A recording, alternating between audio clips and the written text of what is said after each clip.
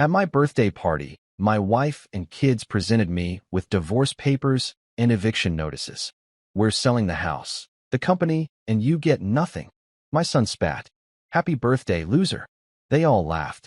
I simply took a pen and signed. Fine, I said. I packed my life and vanished. A week later, I received 737 missed calls because it happened sooner. You know what they say about 55? Hell, I don't know what they say either, but I figured it couldn't be worse than 54, right? Wrong. Dead wrong. Like, catastrophically, life-alteringly, soul-crushingly wrong. But let me back up before I start sounding like some bitter old guy ranting at clouds. Though after today, I'm pretty much qualified for that gig too. The morning started normal enough. Well, as normal as birthdays get when you're staring down the barrel of senior citizen discounts and wondering when the hell middle-aged became a polite lie. I rolled out of bed at 6 sharp, same as always, because apparently my internal clock didn't get the memo that it was supposed to be my special day. Clara was already up, bustling around the kitchen with that purposeful energy she gets when she's planning something. Good sign, I thought. Maybe she remembered this year. Morning, birthday boy, she called out without turning around, which should have been red flag number 1. Clara always looked at me when she talked. Always. 27 years of marriage, and the woman had never been able to multitask a conversation. But hey, coffee was brewing, and optimism runs strong when you're caffeinated and naive.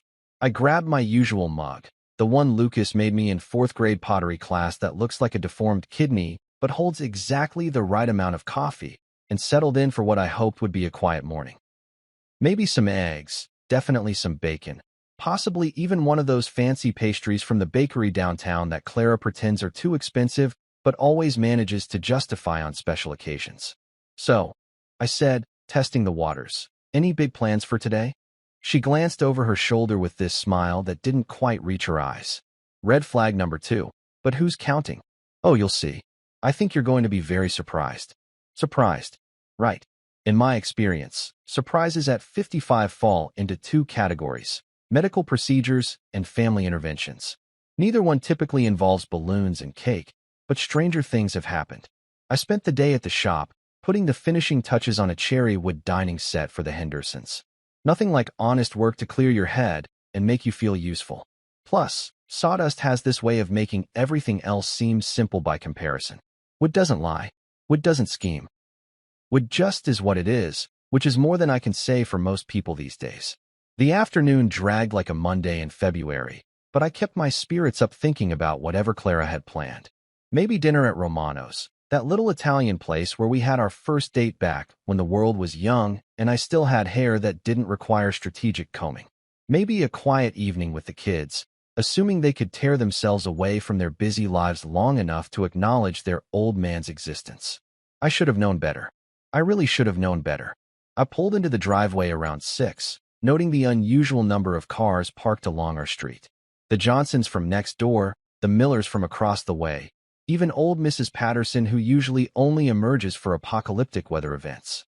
Either someone had died, or Clara had gone completely overboard with whatever she'd planned. Given my luck, it was probably both. The backyard was lit up like a carnival. String lights hanging from the oak tree I'd planted when Lucas was born, tables covered with my grandmother's good tablecloths, and what looked like half the neighborhood milling around with drinks in their hands. My first thought was pride. Clara had really outdone herself this time. My second thought was confusion, because since when did we have this many friends? My third thought was pure, unadulterated dread, because everyone was looking at me with expressions that ranged from pity to barely concealed amusement. Surprise, they all shouted, but it came out wrong somehow. Like actors who'd rehearsed the wrong play. Clara emerged from the crowd carrying a chocolate cake with 55 candles blazing like a small inferno. She looked beautiful, I'll give her that. Same blonde hair she'd worn since college. Same green eyes that had talked me into buying this house in the first place. Same smile that had convinced me she was the one 27 years ago. But something was off. Something in the way she held herself, the way she looked through me instead of at me. Lucas and Maya flanked her like bodyguards, which was weird because since when did my kids coordinate anything together? Lucas, 28 and already showing signs of premature balding that he'd inherited from my side of the family, wore his lawyer face, the one he used in court when he was about to destroy someone's life for sport. Maya, my baby girl at 24, looked like she was about to throw up or cry or possibly both. "Make a wish, honey," Clara said, and her voice had this strange, hollow quality that made my skin crawl. I looked around at all these faces, neighbors I'd helped with home repairs, friends I'd known for decades, people who'd eaten at my table and borrowed my tools and shared backyard barbecues with me every summer for years. They were all avoiding eye contact now, studying their shoes or the grass or anything that wasn't me standing there like an idiot with a cake full of fire in front of me. "Before you blow out the candles," Clara continued, and now I knew something was seriously wrong because her voice was shaking. "We have something for you." Lucas stepped forward with this thick manila envelope, and the smirk on his face was pure predator. I'd seen that look before, back when he was 12 and had just figured out how to lie to me about breaking windows with his baseball. Only now he was an adult, and the stakes were considerably higher than a broken pane of glass. "Go ahead, Dad," he said, practically purring with satisfaction. "Open it." My hands were steady as I tore open the envelope. Funny how calm you can feel when your world's about to implode. Inside were official-looking documents, all legal letterhead and fancy fonts, and my name printed in stark black ink. Divorce papers. Eviction notice. Transfer of business ownership. The words swam in front of my eyes for a moment before snapping into sharp, cruel focus. "We're selling the house," Lucas announced to the suddenly silent crowd, his voice carrying across the backyard like he was delivering a eulogy. "The company too. And Dad here gets exactly what he deserves, nothing." The laugh that bubbled up from my chest surprised everyone, including me. It wasn't bitter or angry or even particularly sad. It was just empty, like the sound air makes when it escapes from a punctured tire. Maya stepped forward then, her voice shaking but determined. "Happy birthday, loser." And then they all laughed. Every single one of them. Clara's champagne giggle, Lucas's barking guffaw, even Maya's nervous twitter. The neighbors shifted uncomfortably, some of them backing toward the gate like they wanted to escape, but couldn't figure out how to leave without seeming rude. My oldest friend Daniel Grant took a half-step forward like he wanted to say something, anything, but then froze when Clara shot him a look that could have melted steel. I stood there for what felt like hours, but was probably only seconds, holding these papers that officially ended my life as I knew it. 55 years old, and I was being voted off the island by my own family. On my birthday. With cake. The thing that gets me is how calm I felt. Like I was watching it all happen to someone else. Some poor bastard in a movie who'd trusted the wrong people and was about to learn a very expensive lesson about loyalty and blood and the difference between the two. I pulled a pen from my shirt pocket, same blue Bic I'd been carrying for 15 years, and signed every page without reading them. What was the point? The fix was in, the verdict delivered, the sentence passed. All that was left was the execution. "Fine," I said, handing the papers back to Lucas, who was practically vibrating with triumph. "Congratulations. You win." I walked inside, packed 2 suitcases with everything that mattered, which, it turned out, wasn't much, and left my own life behind. Just like that. No scene, no drama, no desperate pleas or threats or promises to fight back. Because sometimes, when you're completely and utterly screwed, the only thing left to do is walk away with whatever dignity you can scrape together, and figure out how to make them all pay for it later. The Moonlight Motel looked like the kind of place where dreams went to die a slow, painful death. Peeling wallpaper with a pattern that might have been flowers or dead insects. Honestly, at this point, what's the difference? The air conditioner wheezed like a chain smoker on his deathbed, and the carpet had stains that told stories I didn't want to hear. But hey, it was $49 a night, and when your life's been torched faster than a marshmallow at a bonfire, you don't get to be picky about accommodations. I sat on the edge of what I generously called a bed, staring at my phone like it held the secrets of the universe. Instead, it held 27 years of lies disguised as family photos. There's Clara at our wedding, radiant in white, promising to love, honor, and apparently fleece me blind. Lucas taking his first steps, Maya losing her first tooth, Christmas mornings and birthday parties and vacations to places I worked overtime to afford. All of it fake. All of it bullshit wrapped up in pretty paper and tied with a bow. The rage hit me somewhere around photo number 47, Maya's college graduation, where she'd hugged me and said I was the best dad in the world. Right. Best dad. Best sucker, more like it. I must have been paying for her acting lessons without realizing it. By morning, I'd made a decision that would have sounded insane 12 hours earlier, but now felt like the sanest thing I'd done in years. Time to disappear. Not just leave town. Any idiot can do that. I'm talking full-scale vanishing act, like I never existed in the first place. Let them try to find someone who doesn't want to be found. First stop, U-Store it, the graveyard of abandoned dreams and seasonal decorations. I rented a 10 by 12 unit and moved my tools into storage. My table saw, my router, my collection of hand planes that had belonged to my grandfather. The only inheritance I'd ever received that was worth a damn. These weren't just tools. They were extensions of my hands, my identity, my soul. But right now, they were also evidence of who I used to be, and that guy was officially dead. The storage unit smelled like dust and broken promises, but it felt safer than anywhere I'd been in years. I ran my hand over my grandfather's workbench one last time, promising it, and him, that this wasn't goodbye forever, just a tactical retreat while I figured out how to rebuild from the ashes of my former life. Next stop, First National Bank, where I'd been quietly squirreling away money for 15 years without telling Clara. Call it paranoia, call it wisdom, call it the best damn decision I ever made. 40,000 in cash, all legitimate, all mine, all untraceable once I walked out that door. The teller looked at me funny when I asked for it all in hundreds, but I just smiled and told her I was buying a boat. People always understood boat purchases, even when they made no sense. The Chevy Silverado was sitting on Jerry's used car lot like it was waiting for me specifically. 7 years old, one previous owner who'd apparently treated it like his firstborn child, and most importantly, no computer systems that could track my every move. I paid Jerry in cash, signed the title as John Harrison instead of Harrison Briner, and drove off the lot feeling like I'd just shed my skin. West. That was my only plan. Drive west until the Pacific Ocean told me to stop, then figure out what came next. No GPS, no credit cards, no electronic breadcrumbs for anyone to follow. Just me, the road, and whatever passed for country music on AM radio these days. 2 days of driving through America's heartland will teach you things about yourself you never wanted to know. Like how comfortable you can get with gas station coffee that tastes like battery acid. Or how many ways there are to prepare beef jerky, most of them wrong. Or how quiet your brain gets when there's nobody left to disappoint you. I stopped at a roadside bar somewhere in Colorado, the kind of place where the beer's cold, the conversation's minimal, and nobody asks questions they don't want answered. That's where I met Sophie Callahan. And let me tell you, that woman was like finding water in the desert when you didn't even know you were thirsty. She was sitting alone at the bar, nursing a whiskey and editing photos on a laptop that had seen better decades. Travel photographer, she told me when I asked what brought her to this particular slice of nowhere.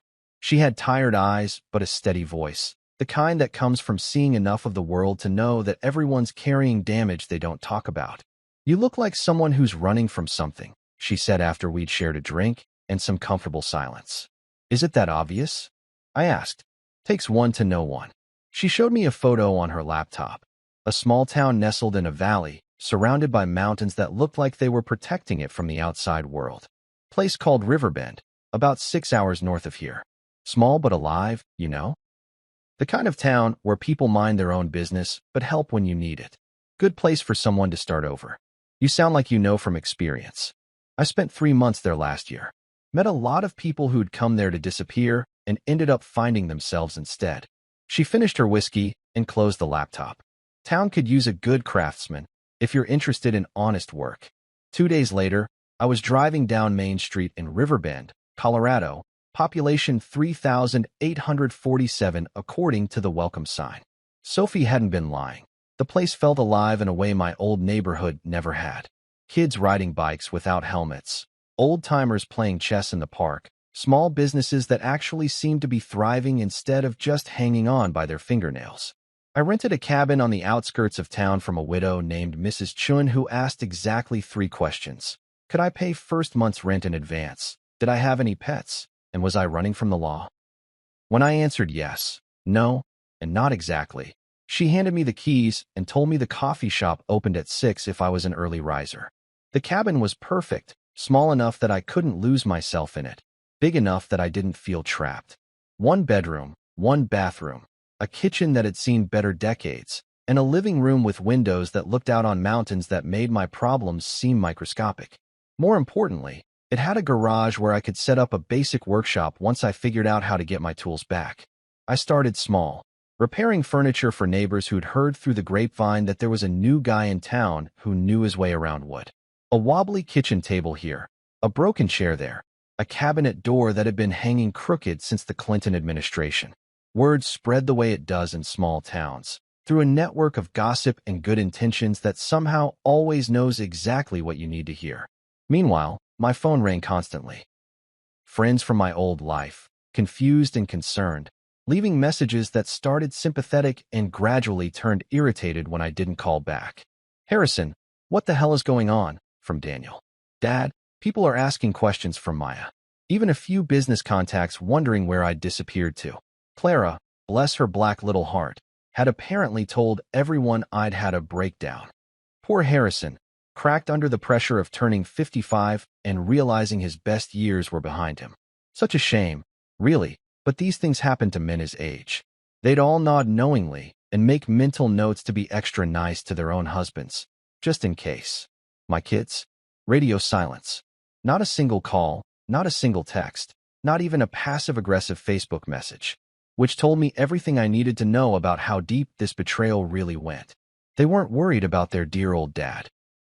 They were probably celebrating their newfound freedom from the old man who'd been holding them back all these years. Fine by me. Let them think I'd lost my mind. Let them think I was wandering around somewhere, broken and defeated, maybe sleeping under bridges and muttering to myself about the good old days. The truth was so much better and so much worse for them in the long run. Because while they were busy dividing up my life, like vultures picking over roadkill, I was learning how to be someone new.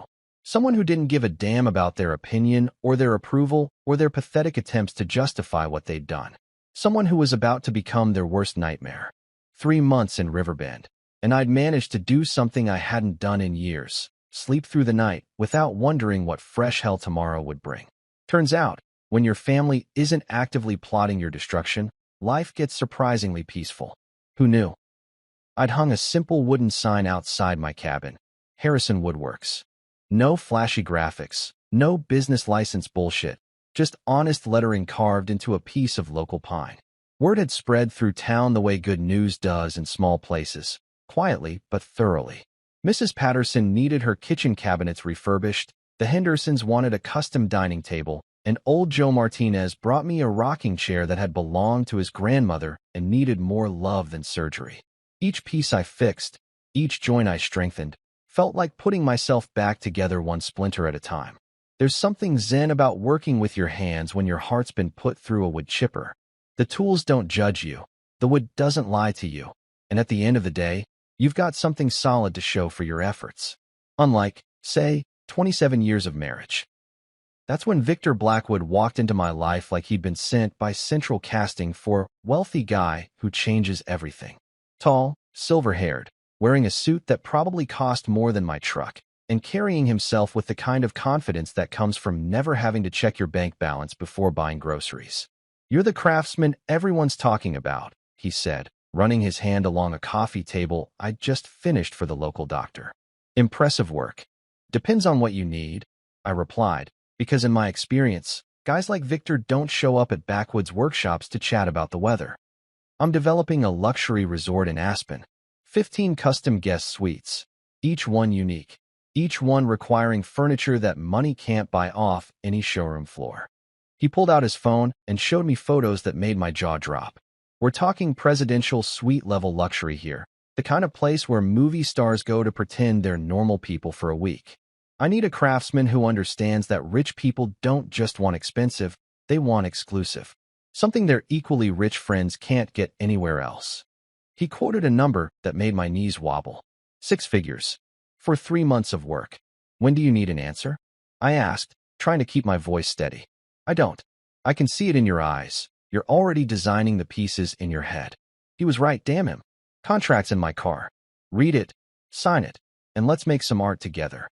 The contract was everything he'd promised and more. 50% up front, the rest on completion, plus materials budget that would let me work with what I'd only dreamed about. Brazilian rosewood, American black walnut, figured maple that looked like it had been painted by angels. This wasn't just a job, it was a ticket back to the big leagues. But here's the thing about rock bottom.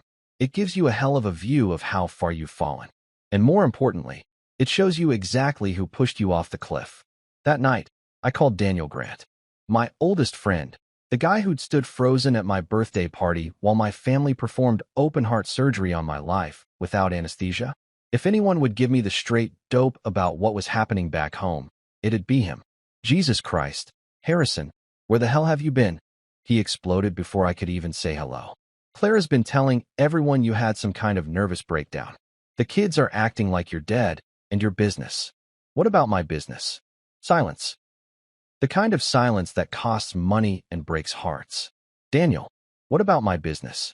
She brought in some hotshot from Chicago. Guy named Adrian Cole. Real smooth talker, fancy suits, big promises about modernizing everything. His voice got quiet. Harry, they erased you. Like you never existed. Your name's off the building, off the letterhead, off everything. And this Cole character, he's living in your house. There it was. The confirmation of what I'd suspected but hadn't wanted to believe. Clara hadn't just thrown me away, she'd replaced me. Probably had him picked out before she served me those divorce papers. Hell, for all I knew, they'd been planning this for months, maybe years. Tell me about Adrian Cole, I said, grabbing a pen and paper. Real piece of work. 2 failed marriages. Left a trail of debt from here to California. And according to my sources, he's got a talent for taking over healthy companies and running them into the ground. Daniel paused. Harry, I think Clara's in over her head. This guy's got debts you wouldn't believe, and word is he's already started borrowing against the business assets. The pieces started falling into place like dominoes in my head.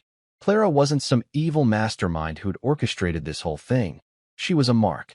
A lonely, aging woman who'd fallen for a professional con man who specialized in wealthy widows and recently divorced women. Adrian had probably spotted her vulnerability from a mile away, moved in like a shark smelling blood in the water. But here's where it got really interesting. If Adrian was everything Daniel said he was, then my former life was about to implode all by itself. Clara, Lucas, and Maya had thought they were inheriting a gold mine. Instead, they'd handed it over to a guy who turned everything he touched into fool's gold. I pulled up Adrian Cole on my laptop, and what I found was better than Christmas morning. This guy was a walking disaster with a LinkedIn profile. Company after company, all of them thriving when he arrived. All of them bankrupt within 2 years of his departure. He was like the grim reaper of small businesses, and my family had just invited him to move into the master bedroom. That night, I started making lists. Names, dates, connections, debts, opportunities. This wasn't just about getting revenge anymore. Though don't get me wrong, that was still high on my priority list. This was about justice. Clara and the kids had betrayed me, but they were about to get played by someone who made me look like a saint. I found a photo online from some Chicago society event. Clara and Adrian at a gallery opening, his hand resting on her back, right where mine used to belong. She was smiling that same radiant smile she'd worn at our wedding, the one that had convinced me she was the love of my life. Only now it looked different. Desperate. Like she was trying to convince herself as much as everyone else that she'd made the right choice. Looking at that photo, I felt something I hadn't expected, pity. Not for what I was about to do to them, but for what they'd already done to themselves. They'd traded a builder for a destroyer, a provider for a parasite, security for the illusion of excitement. The Victor Blackwood contract was just the beginning. I was about to build something bigger than furniture, bigger than a business, bigger than the life they'd stolen from me. I was going to build their destruction, one careful piece at a time. And the beautiful thing? They were going to help me do it. Because apparently, when it comes to making spectacularly bad decisions, my family had more talent than I'd ever given them credit for. Time to put that talent to good use. The Aspen project was like getting paid to work out at the world's most expensive gym. 6 weeks of crafting furniture for people who had more money than sense, and my bank account was looking healthier than it had in years. But more importantly, I was building something else alongside those custom pieces, a network of connections that would make my old Rotary Club look like a kindergarten playgroup. Victor's friends were the kind of people who owned things. Not just houses or cars, but companies, politicians, and occasionally small countries. They dropped by the workshop to see what the talented craftsman was building for Victor's resort, and somehow those conversations always drifted toward business opportunities. Funny how that works when you're holding a piece of their buddy's investment in your hands. That's how I met Gregory Hayes, a venture capitalist who collected distressed companies like some people collect stamps. Tall, lean, with the kind of sharp eyes that could spot weakness from 3 counties away. He admired the dining table I was building for Victor's presidential suite, running his fingers along the hand-cut dovetails like he was reading Braille. "Beautiful work," he said. "You know, I've been hearing interesting things about a furniture company back east. Brine or something." I kept my expression neutral, but inside I was grinning like a wolf. "Can't say I know it. Apparently it's going through some management changes. New leadership, new vision, all that corporate bullshit." He paused, watching my reaction. Word is the transition isn't going smoothly. Quality issues, customer complaints, financial irregularities. Shame, really. Used to be a solid operation. We talked for an hour over coffee that probably cost more per cup than most people make in a day. I painted a picture of a once great company being run into the ground by inexperienced management and poor leadership, which, let's be honest, wasn't exactly fiction at this point. "Hypothetically speaking," Gregory said as he was leaving, "if someone wanted to acquire the debt associated with such a company, how would they go about it?" "Hypothetically? I'd start with the suppliers and subcontractors. Small companies like that usually owe money all over town. Buy up enough of their debt, and you've got leverage." I handed him my business card, the one that said Harrison Woodworks, not Harrison Briner. Of course, you'd want someone who really understood the industry to advise you. Within 2 weeks, Gregory's firm had quietly started acquiring contracts and debts linked to my former company. Nothing flashy, nothing that would raise red flags, just the kind of behind-the-scenes financial maneuvering that happens every day in corporate America. The beautiful thing about capitalism is that it doesn't care about your feelings, only your credit rating. Meanwhile, Daniel was feeding me intelligence reports that read like a comedy of errors written by people who'd never heard of competence. Lucas had fired the compliance officer to save money, apparently not understanding that OSHA regulations aren't optional suggestions. Maya had started cutting corners on materials, using cheaper wood, and passing it off as premium quality. And Adrian? Adrian was doing what Adrian did best, charming clients while systematically looting everything that wasn't nailed down. "It's like watching a slow-motion car crash," Daniel told me during one of our weekly calls. "Clara keeps asking me if I've heard from you, and honestly, I think she's starting to panic. The business is hemorrhaging money. Customers are complaining, and Adrian's spending like there's no tomorrow." That's when I decided it was time to bring in some professional help. I'd heard about Miller through Victor's network, ex-military, specialized in corporate investigations, and had a reputation for finding things people didn't want found. The kind of guy who could make Jimmy Hoffa give up his hiding spot if you paid him enough. Miller looked exactly like what you'd expect from an ex-Special Forces investigator. Compact, efficient, and about as chatty as a sphinx with laryngitis. But he got results.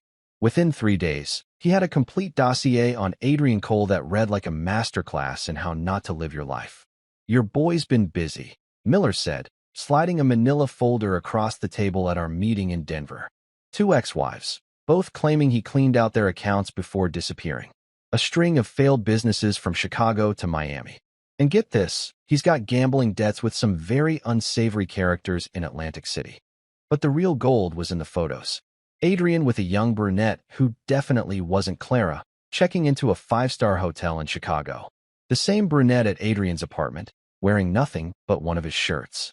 And my personal favorite, Adrian and his mystery woman laughing over champagne while reviewing bank statements that had Clara's name on them. "Who's the girl?" I asked. "Rebecca Hartwell, 28, trust fund baby from Connecticut. Parents died in a plane crash 2 years ago, left her about $15 million. She's been through 3 financial advisors in the past year, each one mysteriously disappearing after her portfolio takes a hit." Miller's smile was colder than a Wisconsin winter. "Seems like Adrian's got a type. Lonely women with more money than sense." Perfect. Adrian wasn't just robbing Clara blind. He was already lining up his next mark.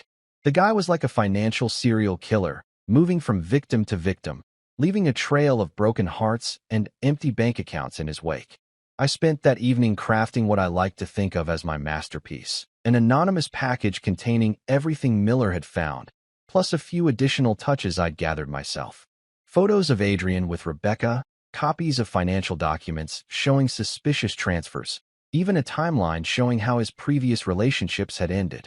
All of it professionally packaged and delivered to 3 addresses: Clara's house, Lucas's apartment, and Maya's new place downtown. Then I sat back and waited for the fireworks to begin. I didn't have to wait long. Daniel called me the next morning, practically vibrating with excitement. "Holy shit, Harry. I don't know who your guardian angel is, but Clara got a package yesterday that's got her ready to murder someone. She showed up at the office this morning looking like she'd seen a ghost, and she's been on the phone with lawyers all day." "Any word from the kids?" "Maya called me crying about 2 hours ago. Apparently, she got the same package." "And Lucas?" Daniel chuckled. "Lucas is threatening to sue everyone from the mailman to the FBI. But here's the funny part. Nobody's blaming you. They all think it came from one of Adrian's previous victims." Beautiful. Let them think Adrian's past had finally caught up with him. Let them realize that the golden boy they'd traded me for was nothing but fool's gold wrapped in an expensive suit. Let them understand that they'd thrown away 27 years of stability for a con man who'd been playing them from day one. The house went up for sale within a week, but here's where Gregory's quiet maneuvering started paying dividends. Every potential buyer somehow discovered issues with the property at the last minute. Foundation problems, zoning concerns, mysterious liens that appeared and disappeared like financial ghosts. Nothing illegal, nothing traceable, just the kind of bad luck that happens when the wrong people develop an interest in your real estate transactions.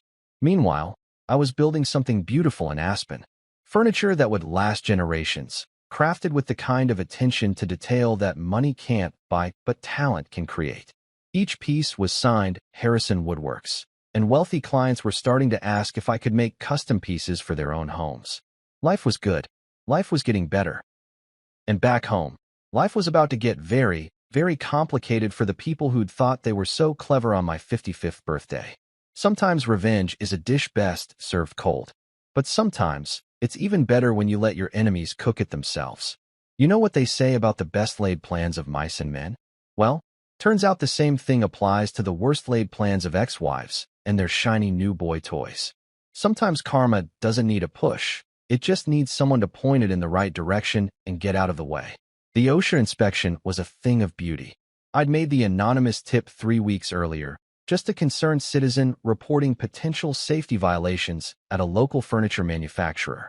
Nothing vindictive, nothing personal, just a helpful heads up that maybe someone should take a look at how Briner Furniture was handling workplace safety these days. Daniel filled me in on the gory details during our usual Thursday evening call, and I could practically hear him grinning through the phone. "Harry, it was like watching a nature documentary about corporate extinction." The inspectors walked in at 9 a.m. sharp, clipboards in hand, looking for violations. They didn't have to look hard. He paused for dramatic effect. "Turns out when you fire your compliance officer to save money, you also lose the guy who knows which regulations keep you from getting buried under federal fines." The list was impressive in its sheer incompetence. Improper ventilation in the finishing room, safety equipment that hadn't been inspected since the Bush administration, the first one, and my personal favorite, a blocked emergency exit that Lucas had turned into storage space for his golf clubs. Because nothing says safety first, like making sure you can't escape a fire, but you've got easy access to your 9-iron. "How much?" I asked, though I was pretty sure I was going to enjoy the answer. $47,000 in fines. Plus, they shut down production until everything's brought up to code, which the inspector estimated would cost another 30 grand. Clara was screaming at Lucas. Lucas was screaming at the foreman and Adrian. Daniel chuckled. Adrian was mysteriously absent. Apparently, he had urgent business in Chicago. I'll bet he did. Probably making sure Rebecca Hartwell's trust fund was still accessible while his current con job imploded around his ears. The man had timing, I'll give him that. But here's the thing about dominoes. Once you tip the first one, the rest fall pretty much on their own schedule. That night, I sat down with my laptop and a bottle of bourbon that Victor had given me after seeing the dining set I'd finished for his resort. Top-shelf stuff. The kind of liquor that makes you philosophical about justice and the nature of revenge. I'd been saving the best stuff for last. The financial records Miller had acquired through channels I didn't ask about, and he didn't volunteer. Bank statements, credit reports, loan applications, the whole paper trail of a family business being systematically looted by someone who probably thought fiduciary responsibility was a type of insurance. The dossier I put together that night was a masterpiece of documentation. Photos of Adrian with Rebecca, bank records showing suspicious transfers, credit applications where he'd lied about his employment history, even a psychological profile that Miller had somehow obtained from one of Adrian's ex-wife's divorce proceedings. The man was a textbook narcissist with sociopathic tendencies and a shopping addiction that would make a Kardashian blush. This time, I didn't send anonymous packages. This time, I used a courier service with a return receipt because I wanted to make sure my little care packages reached their intended recipients personally. Clara got hers at the office. Lucas got his at his law firm, signed for by his secretary in front of 3 partners. And Maya? Maya got hers delivered to the apartment she'd been forced to move into after the house went on the market and mysteriously failed to sell. The reaction was swift and nuclear. Clara called an emergency family meeting for that same evening, which Daniel heard about through his network of gossips and bitter ex-employees. According to his sources, it started as a strategy session and ended as a cage match. Apparently, Clara came out swinging, Daniel reported the next morning. She confronted Adrian about the photos, the money transfers, the whole 9 yards. He tried to charm his way out of it at first, then shifted to righteous indignation, then finally went with outright denial. Classic narcissist playbook. And the kids. That's where it gets interesting. Lucas is furious, but not at Adrian, at whoever's been harassing the family with these fabricated documents. He's threatening to sue for invasion of privacy, defamation, the whole legal shotgun approach. Daniel paused. But Maya? Maya's asking questions. Hard questions. About where the money's been going, why the business is failing, who Adrian really is. The first crack in the foundation. Maya had always been the smart one, the one who inherited my attention to detail along with my grandmother's green eyes. If anyone was going to see through Adrian's bullshit, it would be her. Gregory Hayes called me that afternoon with an update on the financial side of things. His firm had quietly acquired enough of Briner Furniture's debt to have significant leverage, and the OSHA fines had pushed the company closer to insolvency than Clara probably realized. Your former wife is drowning, he said with the kind of clinical detachment that made him very good at his job. The business is hemorrhaging cash, the house still hasn't sold, and now she's got federal fines on top of everything else. I'd say she's got maybe 6 weeks before she has to start making some very unpleasant choices. What kind of choices? The kind where she has to decide which debts to pay and which creditors to stiff. Which, coincidentally, puts her in violation of several loan covenants. His smile was audible through the phone. Funny how these things work out. That evening, I did something I hadn't done since leaving. I called Maya directly. Not from my regular phone, of course. I'd picked up a burner in Denver specifically for communications I didn't want traced back to Harrison Woodworks. The number showed up as unknown caller on her phone, which probably made her think twice before answering. Hello. Her voice was cautious, tired. Hello, Maya. Dead silence. Then, in a whisper, Dad, you got the package. Where are you? Everyone's been. Mom said you had a breakdown. That you were. I'm fine. Better than fine, actually. The question is, are you? I could hear her crying, soft little sobs that reminded me of when she was 7 and had scraped her knee falling off her bike. Back when I was the one who kissed the hurt away and made everything better. Dad, I'm so sorry. We didn't know. I didn't know about Adrian, about what he was doing. Mom was just so angry after you left, and he seemed so charming, so helpful. Maya, listen to me very carefully. You have one chance here. One opportunity to pick a side before this whole thing collapses. Because it is going to collapse. Adrian's going to disappear with whatever money he can grab. Your mother's going to be left holding the bag, and Lucas is going to be too busy protecting his own ass to help anyone else. What do you want me to do? I want you to be smart. I want you to remember that you're my daughter, not just Clara's. And I want you to think very carefully about whether the people who convinced you to betray me are the same people you want standing beside you when everything falls apart. The line was quiet for a long moment. Then, if I helped you, if I gave you information about what's really happening with the business, would you? Would you forgive me? Forgiveness is earned, Maya. But I've never stopped loving you, even after what you did. The question is whether you love yourself enough to do the right thing now. 2 weeks later, an encrypted email appeared in my inbox. Financial records, internal memos, documentation of Adrian's spending, even recordings Maya had made of conversations between Clara and Adrian about hiding assets. Everything I needed to complete the picture of a company being systematically destroyed from within. The first domino had fallen. My daughter had chosen her side. And for the first time since that hellish birthday party, I felt something that might have been hope. Desperation has a smell, and apparently it smells like expensive perfume mixed with cheap fear. Clara walked into Gregory Hayes's downtown office wearing her best power suit and the kind of forced smile that screams, "Please don't notice I'm drowning."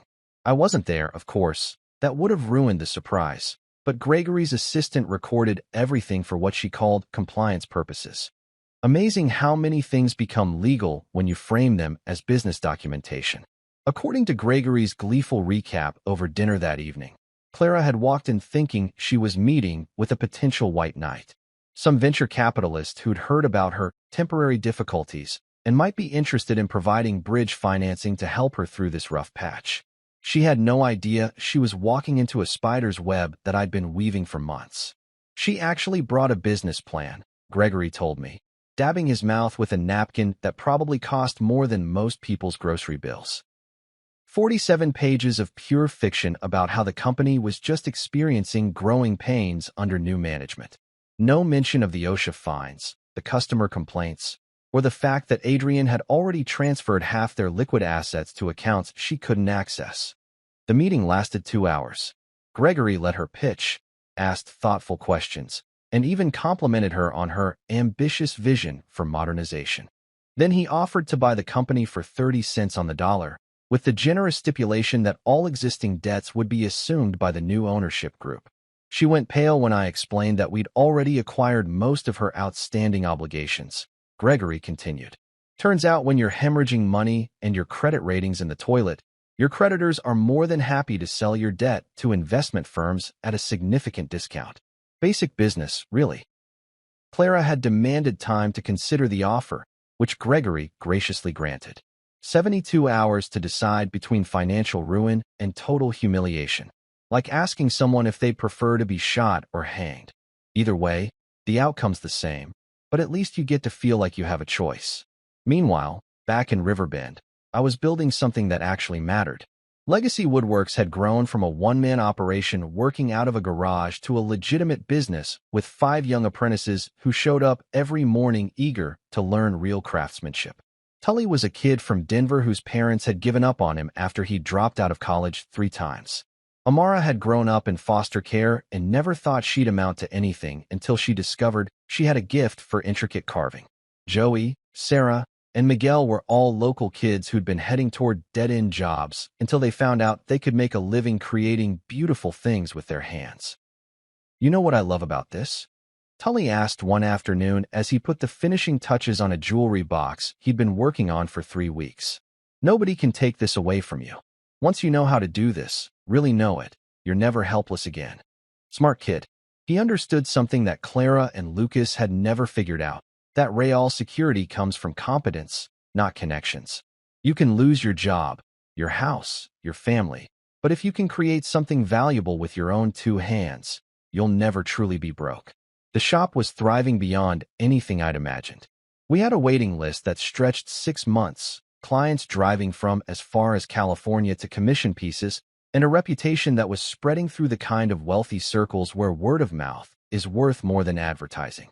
But the real satisfaction came from watching these kids discover what they were capable of when someone believed in them. Through Gregory and Reed, another venture capitalist who'd become interested in the Briner situation after hearing about it at their country club, I'd arranged what they politely called a structured acquisition plan. In plain English, that meant they were going to buy Clara's company, strip out all the toxic assets Adrian had created, rebuild it from the ground up, and eventually hand control back to someone who actually knew what they were doing. Someone who understood the business, the industry, and the value of treating employees like human beings instead of disposable assets. Guess who that someone was going to be? Maya's intelligence reports had been invaluable in planning the timing. Lucas was spending more time at the office trying to micromanage operations he didn't understand, which was like watching a toddler perform brain surgery. Clara was having daily screaming matches with Adrian, who'd apparently decided that the best defense was a good offense, and was now claiming that all their problems stemmed from sabotage by disgruntled former employees. If only he knew how right he was. Adrian tried to make one last play for respectability, which was like watching a con man audition for sainthood. According to Maya's latest report, he'd proposed that they could solve all their problems by selling the business assets to his associates in Chicago, a plan that would have left Clara with nothing but debt and Adrian with a convenient excuse to disappear to parts unknown. That's when Miller made his second appearance in this little drama. I'd kept him on retainer after our initial success, partly for his investigative skills, but mostly because Adrian had the kind of criminal mind that requires professional supervision. Miller's network included people who specialized in making sure certain individuals didn't slip through legal cracks when justice came calling. Adrian tried to run when he realized the walls were closing in, packed a bag, cleaned out what was left of the accessible accounts, and headed for the airport with tickets to Montreal under an assumed name. He made it as far as the departure gate before Miller's associates introduced him to the concept of civilian arrest. Turns out he had outstanding warrants in 3 states, Miller reported with obvious satisfaction. Amazing what a thorough background check can uncover when you know where to look. He'll be fighting extradition for months, and that's assuming he doesn't get shanked by someone who lost money in one of his previous scams. Clara's meeting with Gregory Hayes lasted 15 minutes the second time around. No presentation, no negotiation, no desperate attempts to salvage dignity from disaster. Just a pen, some papers, and the kind of signature that officially ends one chapter of your life while opening another. She walked out of that office with enough money to start over somewhere else, assuming she was smart enough to learn from her mistakes. Lucas kept his law license but lost his inheritance. Maya moved into a small apartment in downtown Denver and started designing custom pieces under license from Legacy Woodworks, blending her artistic vision with the craftsmanship I'd taught her. And me? I went back to Riverbend with the satisfaction of a job well done and a future that belonged entirely to me. No partners to betray me, no family to disappoint me, no expectations except the ones I set for myself. Sometimes the best revenge isn't destroying your enemies. It's building something so much better than what they stole that their theft becomes irrelevant.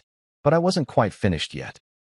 14 months, 3 weeks, and 2 days after my own family threw me a surprise birthday party that ended with my exile, I walked back into the boardroom where it all began. Only this time, I wasn't the guy getting screwed. I was the guy holding the screwdriver. The conference room looked exactly the same, down to the coffee stains on the mahogany table I'd built with my own hands 20 years ago. Same leather chairs, same view of the parking lot where I used to arrive every morning at 7 sharp, same fluorescent lighting that made everyone look like they were dying of liver disease. But everything else had changed, starting with the fact that I now owned 67% of the company formerly known as Briner Furniture. The board meeting was supposed to start at 9 a.m. I arrived at 8:30, partly for dramatic effect, but mostly because old habits die hard. Gregory Hayes was already there, looking like the cat who'd eaten the canary and then bought the pet store. The other investors filed in over the next few minutes. Serious men in expensive suits who'd put their money behind my resurrection because they believed in one simple principle. Competence beats chaos every time. Clara walked in at exactly 9 o'clock, probably thinking she was fashionably punctual. She looked smaller than I remembered, like someone had let the air out of her and she hadn't quite figured out how to reinflate. Her hair was still perfectly styled, her makeup still flawless, but there was something brittle about her now, like a piece of antique china that's been glued back together too many times. She took her seat at the far end of the table, ironic, considering this used to be my chair, and kept her eyes fixed on the agenda in front of her.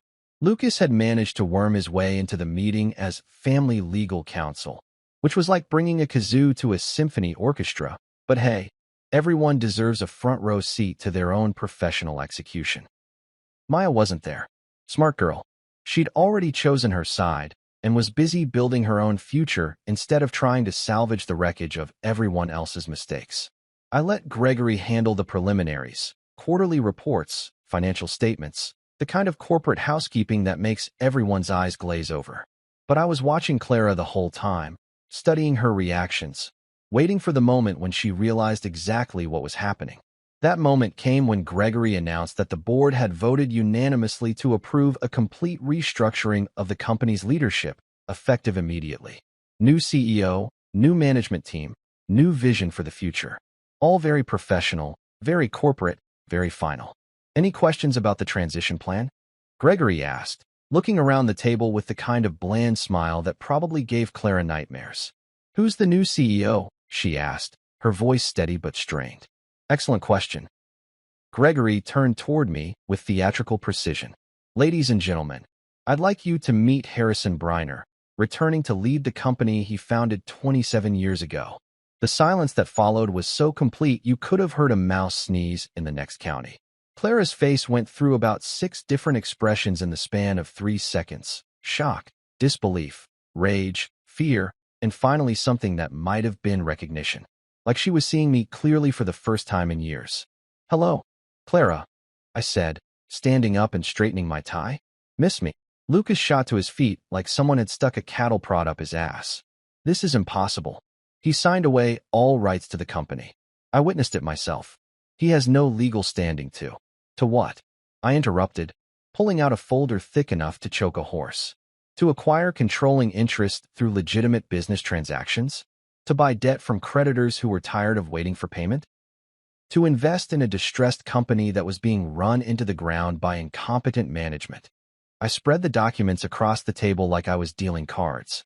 Purchase agreements, debt assignments, stock transfers, all of it legal, all of it documented, all of it adding up to the simple fact that I now owned what they'd thought they'd stolen from me. You see, Lucas, while you were busy playing lawyer and Clara was busy playing house with her new boyfriend, I was busy playing the long game.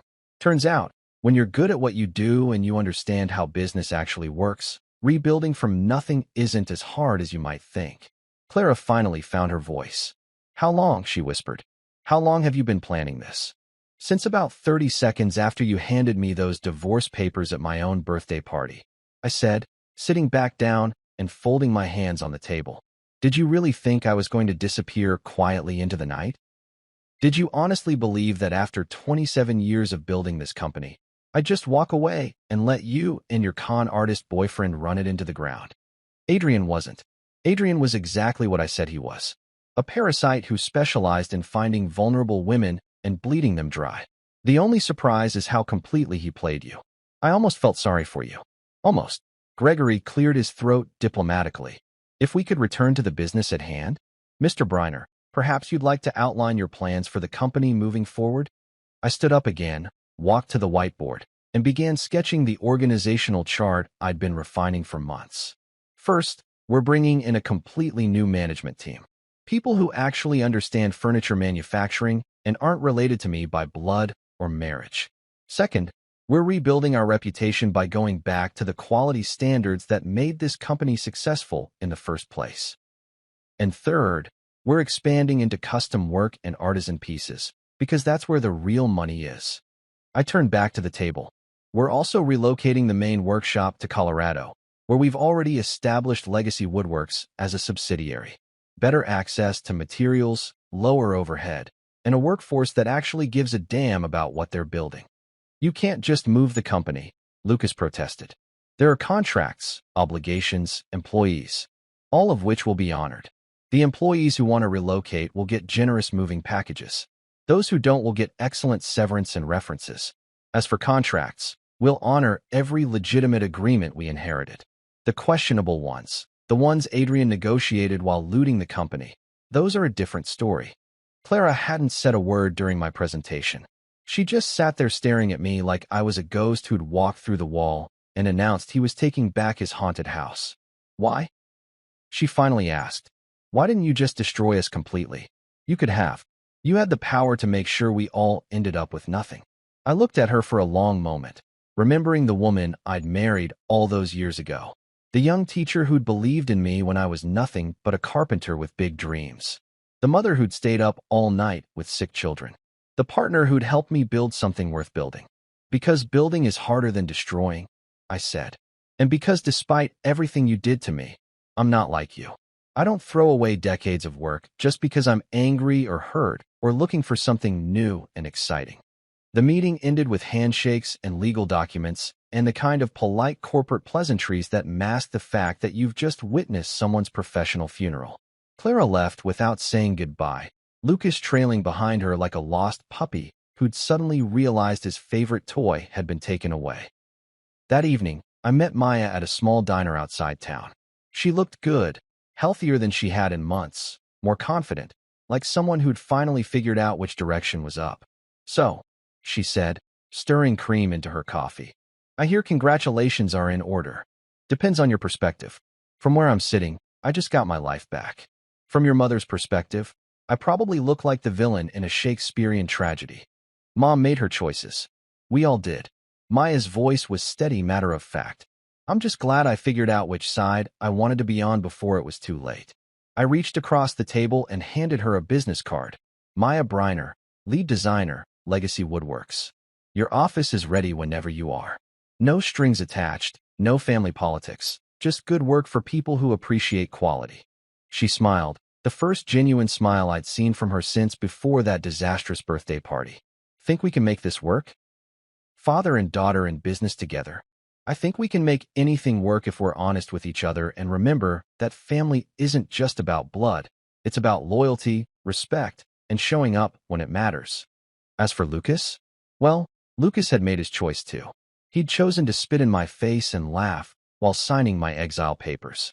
Blood doesn't erase betrayal, and I wasn't in the forgiveness business anymore. He could keep his law license and his entitled attitude and figure out how to build his own life without the inheritance he'd thought was guaranteed. That night, Daniel called with news that Adrian had slipped bail somehow and disappeared into the wind. The ghost was back, but he was someone else's problem now. I'd built what I came to build, taken back what was mine, and created something better than what I'd lost. Now it was time to focus on the future instead of the past. The first call came at 2:47 a.m., jolting me out of the deepest sleep I'd had in months. Nothing good ever happens at 2:47 a.m. unless you're a vampire or an emergency room doctor, and I was pretty sure I wasn't either of those things. I fumbled for my phone, squinting at the caller ID that showed Clara's number.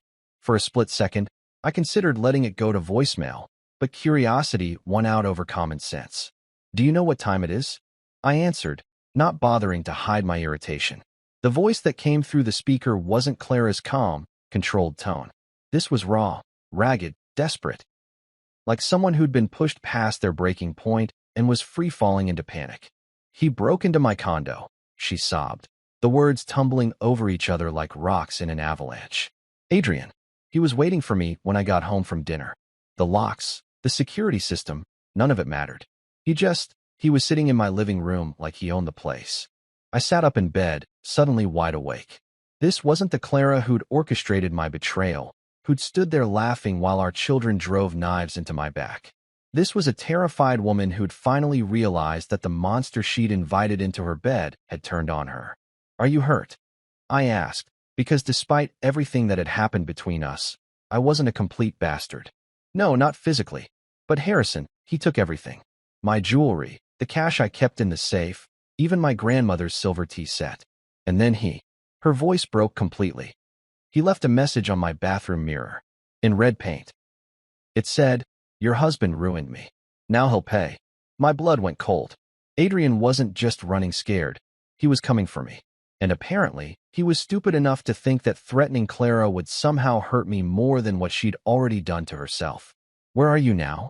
I asked, already reaching for my clothes. "I'm at Maya's apartment." I didn't know where else to go. The admission came out like a confession, like she was acknowledging that her support network had shrunk to exactly one person who might still care enough to help her. "Stay there. Don't go anywhere. Don't answer the door for anyone you don't recognize, and call the police.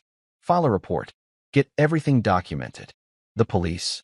She laughed bitterly. "And tell them what? That my ex-boyfriend, who's already wanted in 3 states, broke into my house and stole my stuff? They'll put it on a list with 10,000 other cases they'll never solve." She wasn't wrong, but paperwork creates paper trails, and paper trails sometimes lead to justice. Or at least they give you something to point to when you're explaining to a jury why you had to take matters into your own hands. The second call came an hour later. Maya, crying so hard I could barely understand her. Dad, someone broke into my apartment. They trashed everything. My drawings, my portfolio, my computer. Everything's destroyed. And there's writing on my mirror too. It says, "Ask your father what happens to traitors." That's when I stopped feeling sorry for Adrian and started feeling sorry for Adrian. Because the son of a bitch had just made the biggest mistake of his miserable life. You can threaten me all you want. I've been threatened by bigger men than Adrian Cole and live to tell about it. But you threaten my daughter, you cross a line that even someone like me has limits about. I called Miller before the sun came up. Emergency rates didn't bother me anymore. I had money now, real money, and some things are worth paying premium prices for. We've got a problem, I told him when he answered on the first ring, because Miller was the kind of professional who never really slept. Adrian Cole? How'd you know? Because men like him always escalate when they're cornered. It's in their nature. They can't just take their losses and disappear quietly. They have to burn everything down on their way out. I could hear him moving around, probably getting dressed and armed and ready to do whatever needed doing. Where are the women now? Maya's apartment, but I'm moving them somewhere safer. Clara's scared out of her mind, and Maya's apartment got hit too. Smart. I know a place by the lake, privately owned, good security, off the grid. I'll have my people sweep it first, make sure it's clean. Within 6 hours, I had Clara and Maya installed in a safe house that looked like a millionaire's fishing lodge, but was actually a fortress disguised as a vacation home. Miller's team had checked every corner, installed additional security cameras, and positioned armed guards who looked like landscapers but carried enough firepower to stop a small army. Clara had barely spoken during the ride, just sat in the passenger seat of my truck staring out the window like she was seeing the world for the first time. Maya rode in the back, clutching a bag of salvage belongings and jumping every time a car door slammed in the distance. This is temporary, I told them as we settled into the main room, which featured floor-to-ceiling windows overlooking a lake that reflected the mountains like a mirror. Just until we can deal with Adrian permanently. Deal with him how? Clara asked, and there was something in her voice that hadn't been there before. Not fear. She was past fear now. This was something harder, more focused. Like a woman who'd finally realized that being a victim was a choice, and she was choosing something else. Leave that to me, I said. Right now, your job is to stay alive and let Miller's people do what they do best. What Miller's people did best, it turned out, was find people who didn't want to be found. Adrian had holed up in a cabin about 40 miles outside the city, apparently thinking that hiding in the woods would make him invisible to the kind of professionals who'd spent years hunting actual terrorists in places where satellite surveillance was the least of your worries. I drove out there alone, against Miller's strong recommendation and my own better judgment. But this was personal now, and some conversations need to happen face-to-face, man-to-man, without intermediaries or lawyers or anyone else to muddy the waters. The cabin was exactly what you'd expect from a desperate man on the run. Isolated, run down, and probably rented with cash from someone who didn't ask questions. Adrian's BMW was parked out front like a neon sign advertising his location to anyone with half a brain and an internet connection. I knocked on the door like a civilized person, because even when you're confronting a sociopathic con artist who's threatened your family, manners matter. Adrian, it's Harrison. I think we need to talk. The door opened slowly, revealing a man who'd aged about 10 years in the past month. Adrian's trademark charm was gone, replaced by the hollow-eyed desperation of someone who'd finally run out of marks to con and lies to tell. He was holding a gun, but his hands were shaking so badly I wasn't sure he could hit a barn from inside the barn. You, he snarled, like my very existence was a personal insult to his sense of how the universe should work. This is all your fault. I had everything under control until you came back from whatever hole you'd crawled into. You had nothing under control, I said, stepping into the cabin uninvited. You were a small-time grifter who got lucky enough to find a lonely woman with money and stupid enough to think it would last forever. The cabin was a disaster. Empty bottles, takeout containers, the detritus of a man who'd given up on basic human hygiene along with everything else. Adrian backed up as I entered, keeping the gun pointed in my general direction, but clearly having no idea what to do with it. I offered you 2 doors back when you still had choices, I continued, looking around the mess he'd made of his hideout. Door number 1 was cooperation. Admit what you'd done, return what you'd stolen, serve some soft time in a minimum security facility where the worst thing that would happen to you is bad cafeteria food. Door number 2 was keep running and see where it got you. I'm not going to prison, he said, and his voice had that high, tight quality that meant he was about 5 seconds away from a complete breakdown. No, I agreed. You're not. Because you picked door number 3, which wasn't one of the options I offered you. What's door number 3? I smiled at him, the kind of smile that probably would have made him wet himself if he'd had any liquid left in his system. Door number 3 is threatening my family. And that door leads somewhere very different than the other 2. Miller's team moved in at sunset because dramatic timing is important in situations like this. They didn't kick down the door or throw flashbang grenades. They just appeared, like smoke made solid. And suddenly Adrian was on the ground with zip ties around his wrists and a very professional-looking tranquilizer dart in his neck. Clean and quiet, Miller reported as they loaded the unconscious con artist into an unmarked van. He'll wake up in federal custody with enough charges to keep him busy until he's old enough to collect Social Security.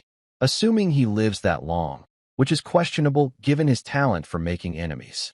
I watched the van disappear into the gathering darkness, carrying Adrian Cole toward whatever justice looked like for men who preyed on vulnerable women and threatened innocent people. I should have felt satisfaction or vindication, or at least relief that the threat was neutralized. Instead, I felt tired. Bone deep, soul-weary tired, like I'd been carrying a weight I didn't realize was there until someone finally took it off my shoulders. By morning, Adrian was in a federal holding facility facing charges that included extortion, fraud, interstate flight to avoid prosecution, and a handful of other felonies that carried sentences measured in decades rather than years. The guards at his new home were considerably less charming than the staff at the luxury hotels he was used to, and his cellmate was a gentleman named Tiny who'd apparently taken a personal interest in men who hurt women. Clara and Maya came back to town that afternoon, accompanied by Miller's security team and carrying themselves like soldiers returning from a war they'd actually won. Clara looked different, harder, more focused, like someone who'd been tested and discovered she was stronger than she'd thought. What happens now? Maya asked as we stood in the parking lot of the police station where they'd just finished giving their statements. Now you rebuild, I said. Both of you. Clara goes back to teaching or finds something else that makes her happy. You finish your apprenticeship and start building furniture that'll outlast all of us.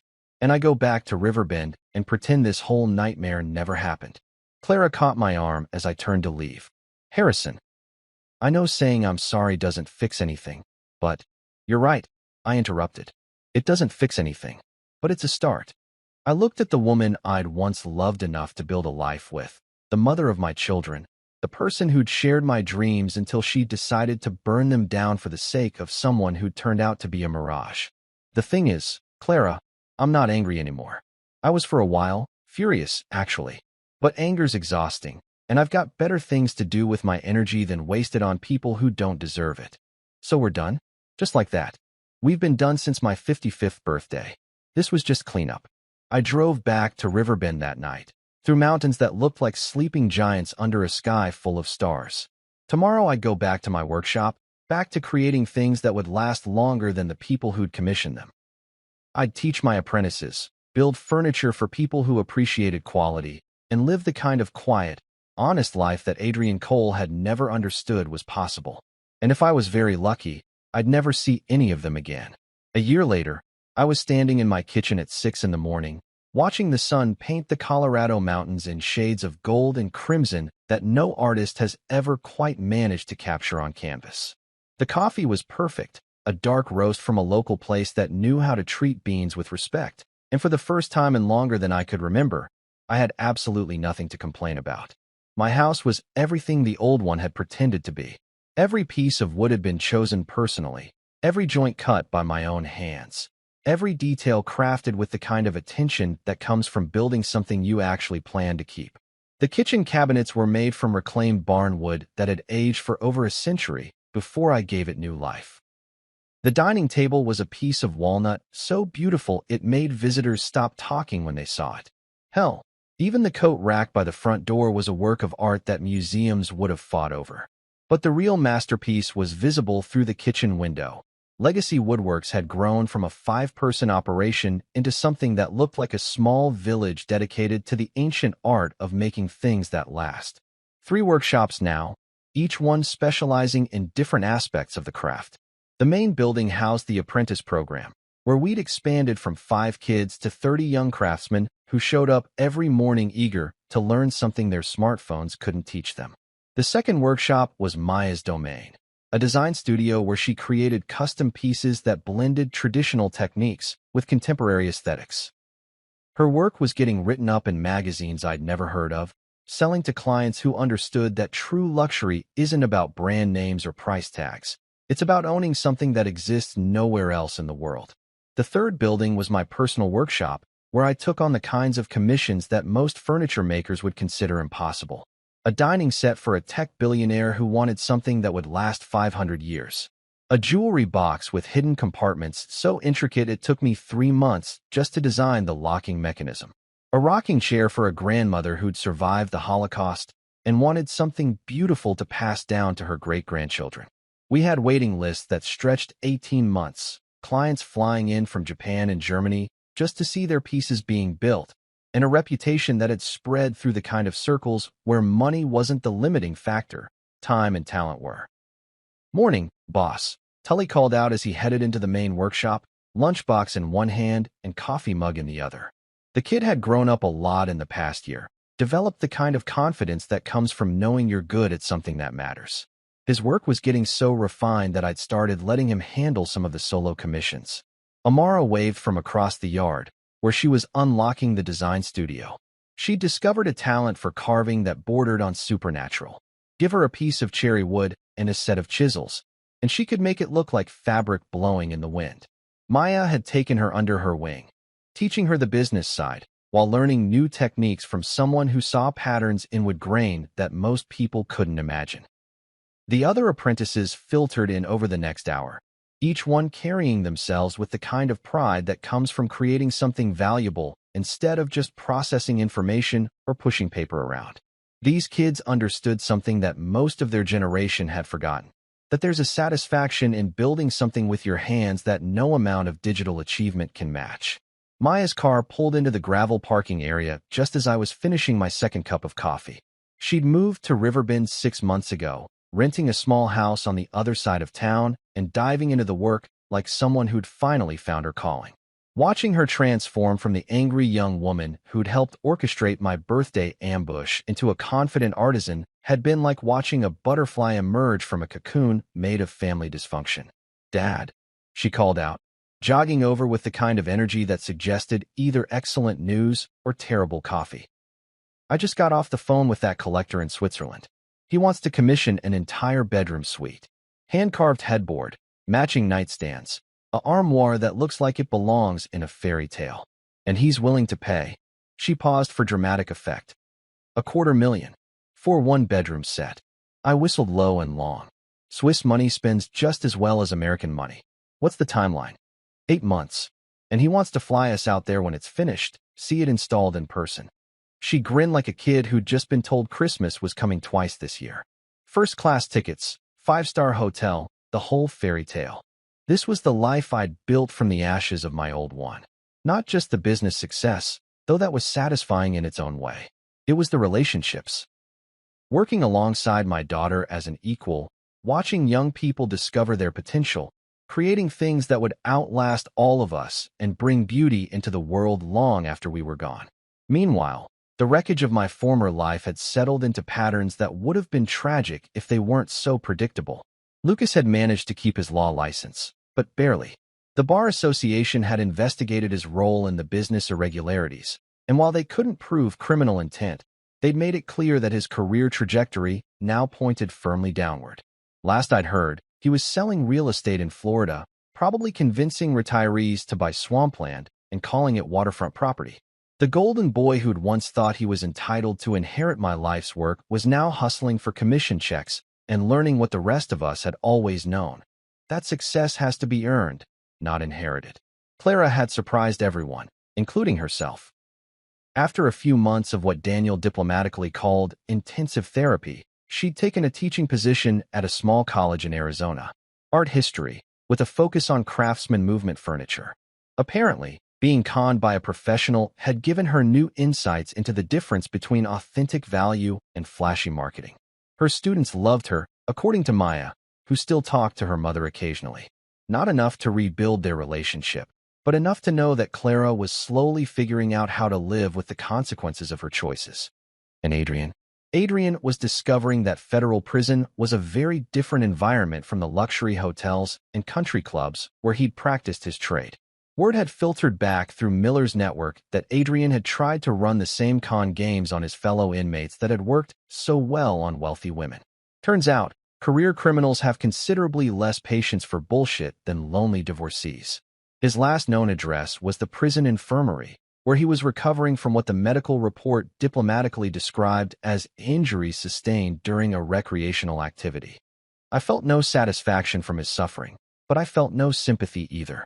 Actions have consequences, and Adrian had spent his adult life avoiding consequences through charm and manipulation. Prison was just the universe's way of balancing the books. But the real victory wasn't in their defeat. It was in what I'd built to replace what they'd destroyed.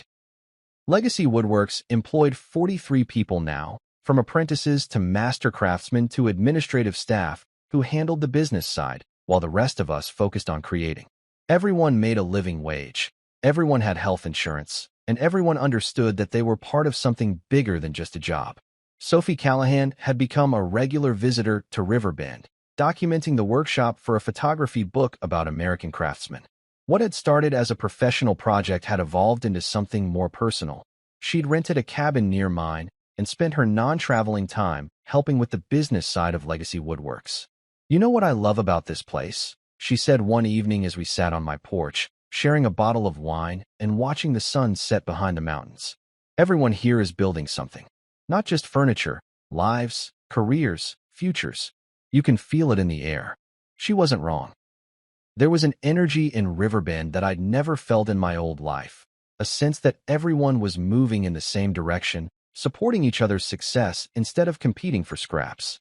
Maybe it was the mountain air, or maybe it was just what happened when you assembled a group of people who understood that real satisfaction comes from creating something valuable instead of just accumulating stuff.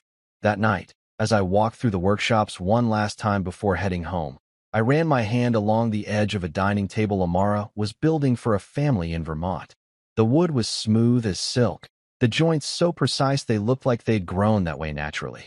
In 20 years, that table would still be beautiful. In 50 years, it would be an heirloom. In 100 years, it might end up in a museum as an example of early 21st century American craftsmanship. This was why I'd rebuilt my life from nothing. Not for revenge, though that had been satisfying in its own way. Not for money, though financial security was nice. I'd done it because some things are worth preserving, worth teaching, worth passing down to the next generation. My family had thought they were destroying me when they threw me away like a broken tool. Instead, they'd freed me to become something better than what I'd been before. Sometimes the best revenge isn't getting even, it's getting better. And I'd gotten so much better that the old life looked like a rough draft compared to the finished product. The call came on a Tuesday morning in late September, when the aspen leaves were putting on their annual Golden Light show, and the air had that crisp bite that reminded you winter wasn't just a rumor. My lawyer's voice carried the kind of carefully neutral tone that meant either very good news or very bad news, and at this point in my life, I was prepared for either. "Harrison, I've got the final paperwork on the Millbrook property. Clara signed off on everything yesterday. As of this morning, you're officially free and clear of any remaining legal entanglements from your previous marriage."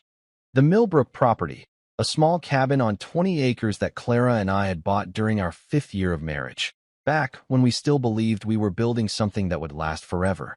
We'd planned to retire there someday, maybe build a workshop where I could make furniture just for the joy of it, without worrying about deadlines or client demands. Funny how plans work out sometimes. She say anything when she signed? I asked, though I wasn't sure why I cared about Clara's mental state anymore. Actually, yes. She asked me to tell you that she hopes you're happy. Said she'd seen some photos of your new place in a magazine article about American craftsmen and that it looked like everything you'd ever wanted to build. I hung up the phone and walked outside, breathing in mountain air that tasted like freedom and possibility. The ledger was closed. Every debt paid, every obligation settled, every legal thread connecting me to my former life finally cut. I was officially, completely, irrevocably free to be whoever the hell I wanted to be. Which, it turned out, was exactly who I'd become. The morning passed like most mornings in Riverbend, productive, peaceful, and utterly lacking in the kind of manufactured drama that had poisoned my old life. I spent 2 hours working on a jewelry box commissioned by a tech executive who wanted something worthy of his wife's collection of vintage brooches. The wood was Madagascar ebony, so dark it seemed to absorb light, so dense it rang like a bell when you tapped it. Working with material like this was like having a conversation with something that had been growing before Columbus was born. Maya stopped by around lunchtime, carrying sandwiches from the deli downtown and wearing the kind of smile that suggested she had news to share. "Guess what arrived this morning?" she said, pulling an envelope from her bag with the dramatic flair of a magician revealing the ace of spades. Inside was a check from the Swiss collector, final payment for the bedroom suite we'd finished the month before. The amount was large enough to fund the expansion we'd been planning, with enough left over to give everyone in the shop a bonus that would make their Christmas shopping considerably more enjoyable. He also sent photos of it installed in his home. Maya continued, spreading glossy prints across my workbench. "Look at this." The bedroom looked like something from a fairy tale written by someone who understood that real magic comes from human hands guided by knowledge passed down through generations. Our headboard rose toward the ceiling like a carved forest, with details so intricate you could study them for hours and still discover new elements. The matching pieces flowed together like they'd grown from the same tree, which in a sense they had. I'd selected every board personally, matching grain patterns and color variations until the whole suite looked like nature's own design. "We're good at this," Maya said, and there was wonder in her voice, like she still couldn't quite believe that creating beautiful things could be a legitimate way to make a living. "Yes," I agreed. "We are." That afternoon, I did something I hadn't done in months. I called Daniel to catch up on the gossip from my old life.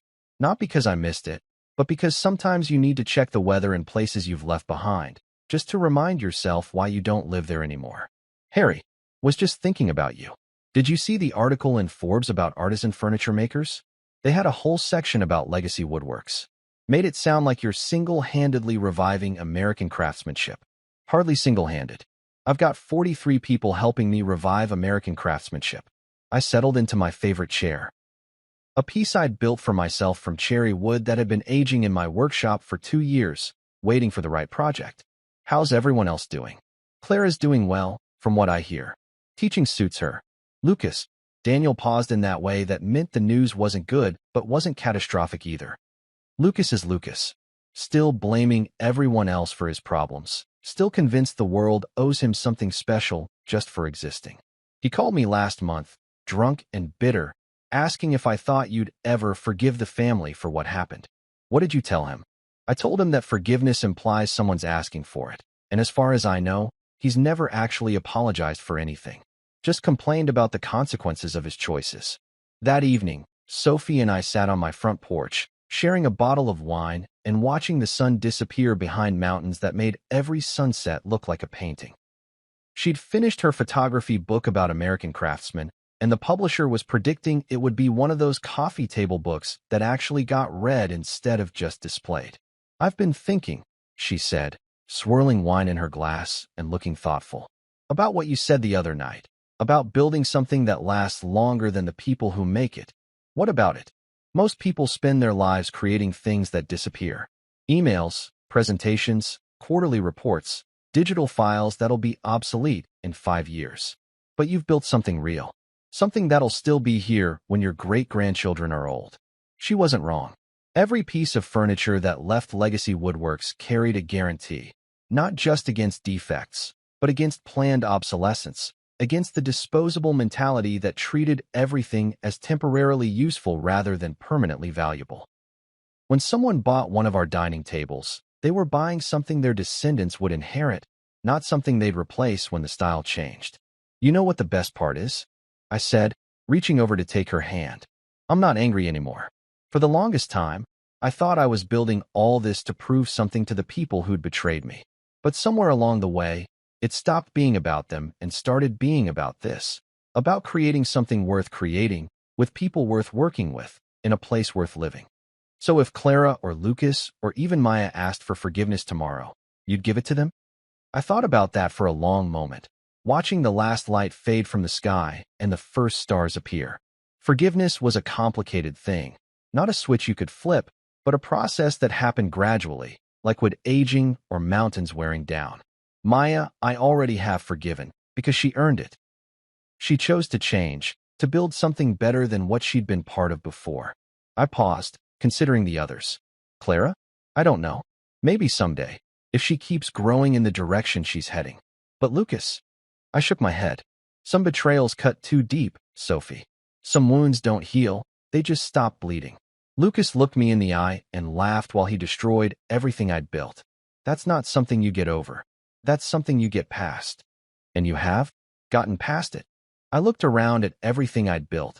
The workshops, the house, the life, the relationships that actually meant something. The peace that came from going to bed each night knowing that tomorrow I'd wake up and create something valuable instead of just managing something broken. Yeah, I said, I finally have everything I need, and nothing I don't.